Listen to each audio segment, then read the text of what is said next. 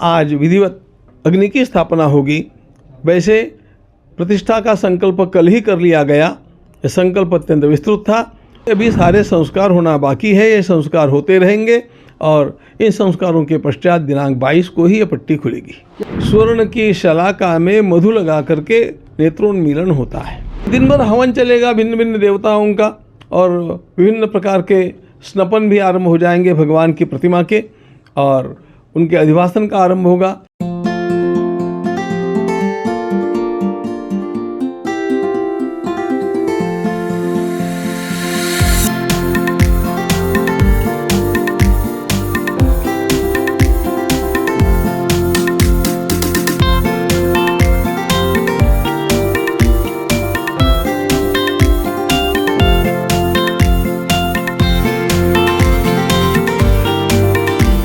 आज विधिवत अग्नि की स्थापना होगी।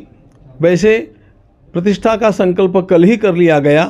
यह संकल्प अत्यंत विस्तृत था और समस्त हमारे पंडितों के साथ बैठ करके और इस संकल्प का उच्चारण किया गया, जो हमारे राष्ट्र की दृढ़ता के लिए है, लोगों के सुख के लिए है और पूरे विश्व के मांगल्य के लिए है।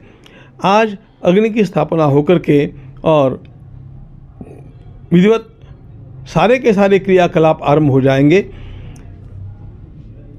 जब भी कोई बड़ा यज्ञ होता है तो उसके अंतर्गत अनेक देवताओं की स्थापना होती है और इन समस्त देवताओं का मुख अग्नि को माना गया। इसलिए अग्नि में दी हुई आहुति उस देवता को, जिसका नाम लेकर के आहुति गिरती है, उस देवता को संतुष्ट करती है। इस प्रकार सभी देवताओं का विशेष रूप से राम परिवार का यहाँ पर पूजन और संतुष्टिकरण होगा।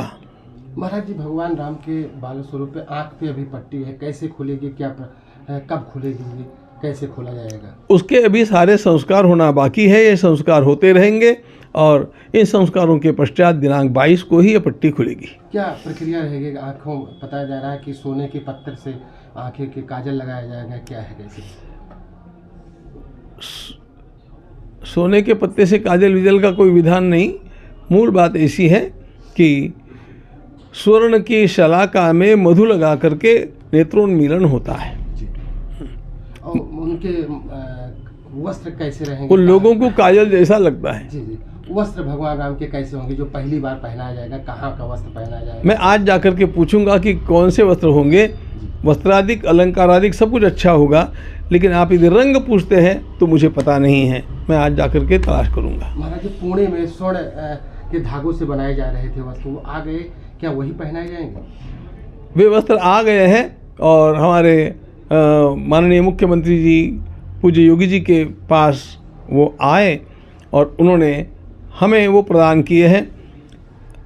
प्रतिष्ठा के दिन वो धारण किए जाएंगे कि नहीं, इसका विचार हम आज सायंकाल करने वाले हैं। आज से क्या क्या विधान चलेगा, कब तक चलेगा महाराज जी? अब दिन भर हवन चलेगा भिन्न भिन्न देवताओं का और विभिन्न प्रकार के स्नपन भी आरंभ हो जाएंगे भगवान की प्रतिमा के और उनके अधिवासन का आरंभ होगा। जैसे जलादिवास है, धान्यादिवास है, पुष्पादिवास है, फलादिवास है, शय्यादिवास है, ये सारे अधिवास और इनके साथ साथ फिर न्यास विधि का आरंभ होगा।